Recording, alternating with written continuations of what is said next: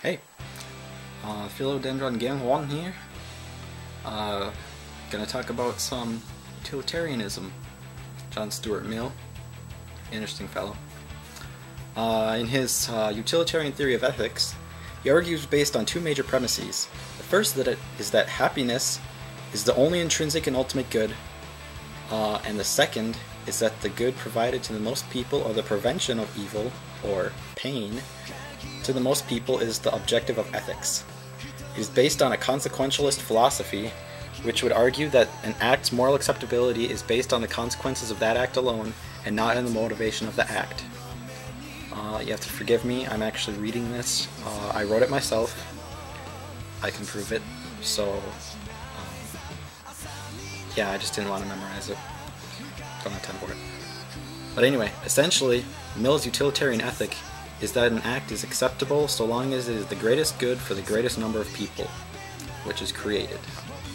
One of the major objections to utilitarianism is that the minority is excluded from the benefit of the single intrinsic good, which is, according to Mill, happiness, and is thus left to be forever dwelling in the shadow of evil or pain. Should not an ethical theory apply to everyone, and in that, should not everyone be granted the capacity to be the receiver of the good and not to be the recipient of the bad? That utilitarianism is the philosophy of the pigs may have some good ground upon which to stand with these questions. Mill may decide otherwise. He would argue that people's rights are for the benefit of the good, and, as a result, if one unjustly loses his or her rights, then it would be to the detriment of the many, because that would create a sequence of actions which may cause more people to unjustly lose their rights. This, however, would not be the case if one were to argue that the loss of one sole person's rights were to benefit the majority, and that the majority were not to be that upon which the principle of utility infringed. Opponents of utilitarianism could argue that the rights of the many would be protected, but they could be removed if it benefited the majority, and that it would not be a domino effect, as some might consider. Domino effect is a fallacy. It's officially called the slippery slope fallacy. Though utilitarianism faces its challenges with legality and rights of individuals versus rights of the many, there are other conflicts that it must confront as well. One is a logical one, which would consist of the following. A person finds the good in object A. Person B finds the good in object B. Person A does not find the good in object B. Person B does not find the good in object A. If the good is in its intrinsic state is happiness, and happiness is the universal good, then it would follow that person A finds objects A and B to be pleasing, and person B finds them both pleasing as well, given that objects A and B derive their goodness from one intrinsic good. It should follow that objects A and B lead to happiness in both people, given that they are considered good. However, they do not lead both people to happiness, and, consequently, this creates a contradiction in the logic of utilitarianism, in that if one good is considered bad by another, and another good considered bad by the other, then could it not follow that what the majority feels is good for them is not good for them, and they would act according to that which they held to be good, when, in reality, it would result in a state of affairs in which the greatest pain, not happiness, would be inflicted upon them?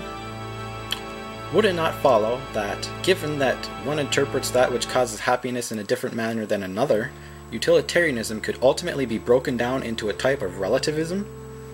Mill's principle of utility, which is, always do that which will lead to the greatest happiness for the greatest amount of people, or will prevent the greatest harm from occurring to the greatest amount of people, essentially requires one to be omniscient, so as to be able to make a correct decision on whether or not an action will lead to the good or the bad for the greatest number of people.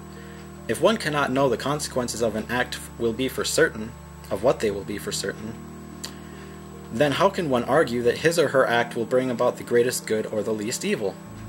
One can easily predict the outcome of certain acts before performing them, but in cases such as going to war based on the principle of utility, how can one know for sure that it will lead to the greatest good, or if it will ultimately lead to the downfall of the nation which goes to war with a foundation in the principle of utility?